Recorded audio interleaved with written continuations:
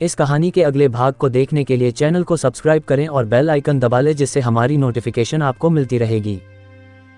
हाफते हुए राव बहादुर के आंगन में शांतम्मा के साथ प्रवेश करती वेंकम्मा को देख राव बहादुर ने कहा, आइए वेंकम्मा जी, दोनों उधर कुर्सियों पर बैठ जाए। इस अप्रत्याशित प्रतिष्ठा पर वेंकम्मा का हृदय आनंद से भर उठा। हम तो औरतें हैं, फिर विधवाएं, हम ऐसी इज्जत के काबिल नहीं। इन शब्दों के साथ लाठी नीचे रखकर वेंकम्मा जमीन पर लुढ़कने को हुई। इतने में राव बहादुर बोल पड़े, अरे यह क्या करती हो बूढ़ी माए, कम से कम उस बेंच पर तो बैठ जाए, कितना इज्जतदार परिवार है। गुनगुनाते वेंकम्मा लाठी लेकर उठने को हुई तो खांसी का प्रकोप हुआ। शांतम्मा पहले से ही लज्जा के भार से दबी जा रही थी। वेंकम्मा की खांसी ने उसे और दबा दिया। वह किवाड़ की आड़ में जाकर खड़ी हो गई। वेंकम्मा की खांसी थम गई। उसने अपने स्थूल शरीर को बेंच पर डाल दिया। शायद वह भीतर चली गई। जमींदार गंगाधर राव शांतम्मा की दिशा में देखते हुए बोले, उसको वहीं पर रहने दीजिए, भले घराने की बहू है, उसे मर्दों के सामने खड़े होने की आदत नहीं है। वेंकम्मा ने समझाया। वह तुम्हारी क्या लगती है वेंकम्मा? जमींदार ने पूछा। मेरे भाई की लड़की है, वेंकम्मा ने कहा। उसके पति का नाम क्या है? बेकम्मा ने सिर उठाकर प्रश्न करने वाले व्यक्ति की आंखों में देखते हुए जवाब दिया, वैद्य रामया चौधरी। ऐसी बात है। जमींदार आश्चर्य प्रकट करते हुए बोले, तब तो हमारे वंश की। यह अपनी बातें पूरी भी न कर पाए कि बीच में टोकते हुए बेकम्मा ने पूछा, आपके वंश का नाम क्या है? ये गंगाधर राव जी सिरिमल्ला के जमींदार है, ज्योतिषी ने गंभीर कंठ से उत्तर दिया। सुनकर वेंकम्मा के चेहरे पर भय की रेखाएं ऐसी खिंच गई मानो उस पर बिजली गिर गई हो। ऑफ, मैं भी कैसी बेवकूफ औरत हूँ, लज्जा को छोड़ सामने ही बैठ गई। उनके सामने बैठ जाऊं तो हमारे वंश की मर्यादा मिट्टी में मिल जाएगी। घबराहट के साथ वेंकम्मा फिर उठने को हुई। गंगाधर राव ने उठकर विनय के साथ समझाया, आप माता के समान हैं, बच्चों के सामने लज्जा किस लिए, बैठिए। वेंकम्मा की घबराहट तथा उसकी बातचीत को सुनकर शांतम्मा ने सोचा कि गंगाधर राव कोई बड़े आदमी होंगे। आप मेरे नजदीक के रिश्तेदार हैं। लेकिन वेंकम्मा के आंसू छलक आए। उसके रोने का कारण ये भले ही ना हो कि गंगाधर राव जमींदार हो गए हैं, किंतु उसमें यह भाव जरूर था कि हमारी जिंदगी ऐसी ठोकरें खाने वाली हो गई है। धन दौलत कभी टिकते नहीं है माँ, मनुष्य के लिए इज्जत चाहिए। आज का लखपति कल कंगाल हो सकता है। जमींदार गंगाधर राव बोले। इन शब्दों को सुनकर वेंकम्मा ने उनके चरित्र का यह मूल्यांकन नहीं किया कि वह सरल, निस्वार्थ तथा निरभिमानी है, बल्कि उसका दृढ़ विश्वास हो गया कि उसके साथ जमींदार का कोई जरूरी काम था पड़ा है। आपने यह नहीं बताया कि हमें क्यों बुलाया है। वह काम आपके हाथों में है और आप चाहें तो बन सकता है। कहिए मुझसे बन सकता है तो आप जानते हैं कि वेंकम्मा कभी वचन देकर मुकर नहीं सकती। बेकम्मा ने अपने को दृढ़ प्रतिज्ञ होने का निश्चय जतलाया। वेंकम्मा ने उस व्यक्ति की ओर देखा।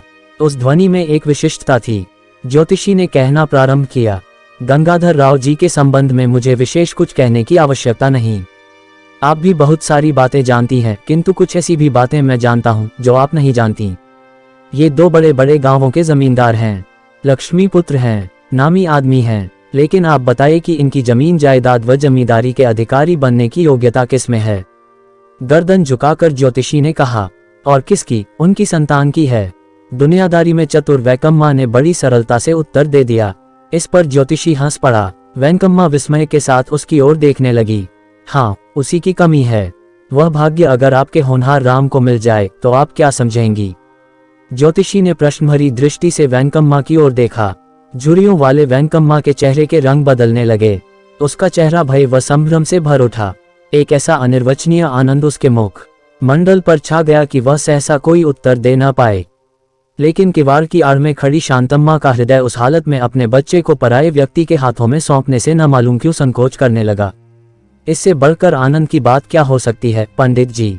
राम जमींदार बनने वाला है, ये बात मेरे और उसकी माँ के लिए भी प्रसन्नता की ही होगी। वेंकम्मा के मुंह से निकल गया। राम की जननी के रहते वेंकम्मा का उससे पूछे बिना वचन देना शांतम्मा के लिए असहनीय प्रतीत होता, परंतु कठिनाइयों को भी प्रसन्नता पूर्वक स्वीकार कर सकने का स्वभाव होने के कारण शांतम्मा को कुछ नहीं सूझा कि इस स्थिति में उसे क्या निर्णय करना है। बेटी, इस संबंध में तुम्हारा विचार क्या है? पंडित जी ने शांतम्मा से पूछा। दुख से व्यथित शांतम्मा के हृदय से कोई समाधान नहीं निकला। वह भोली है, जानती ही क्या है, वह थोड़े ही मना करेगी। वेंकम्मा ने यह बात यही कह दी, पर शांतम्मा के चेहरे पर क्रोध उभरने लगा। साहस कर किवाड़ की आड़ से बाहर आई और बोली, मुझे ये पसंद नहीं, मैं कभी स्वीकार नहीं कर सकती। शांतम्मा परेशानी का अनुभव करते हुए वहां से चल दी। यह अप्रत्याशित उत्तर सुनकर सब स्तंभित रह गए और उस ओर देखते रहे जिधर से शांतम्मा घर लौट रही थी। पर शांतम्मा को अंत में अपना विचार बदलना पड़ा। वेंकम्मा पर जमींदार की बातों का गहरा असर पड़ा। उसने शांतम्मा के दिल में ऐसे विचार बिठा दिए कि उसका पुत्र राम जमींदार बनेगा और वह जमींदार की मां बनेगी।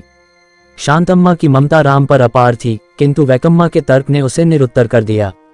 विवश होकर शांतम्मा को अपनी ममता के विपरीत हाँ कहना पड़ा, यद्यपि उसका दिल रो रहा था। जमींदार ने राव बहादुर के घर में राम को विधिपूर्वक दत्तक पुत्र बनाया। त्रयोदशी सोमवार के दिन सूर्योदय के समय जमींदार गंगाधर राव की मोटर वेंकम्मा के घर के सामने आ खड़ी हुई। राम को सफेद वस्त्र पहनाकर शांतम्मा बाहर ले आई। मोटर को देखते ही राम उत्साह से हाथ बढ़ाकर आगे बढ़ा और खिलखिलाकर हंस दिया। राम के इस असीम आनंद को देखकर शांतम्मा की आंखों में आनंद के आंसू चमक उठे।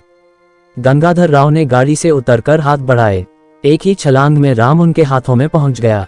लाठी के सहारे द्वार पर खड़ी वेंकम्मा ने एक फीकी हंसी हंसी। अपने आंसुओं को जब्त करते शांतम्मा भी मुस्कुरा उठी। उसके हाथ यद्यपि राम को अपनी गोद में लेने के लिए छटपटा रहे थे। इस कहानी के अगले भाग को देखने के लिए चैनल को सब्सक्राइब करें और बेल आइकन दबा लें, जिससे हमारी नोटिफिकेशन आपको मिलती रहेगी।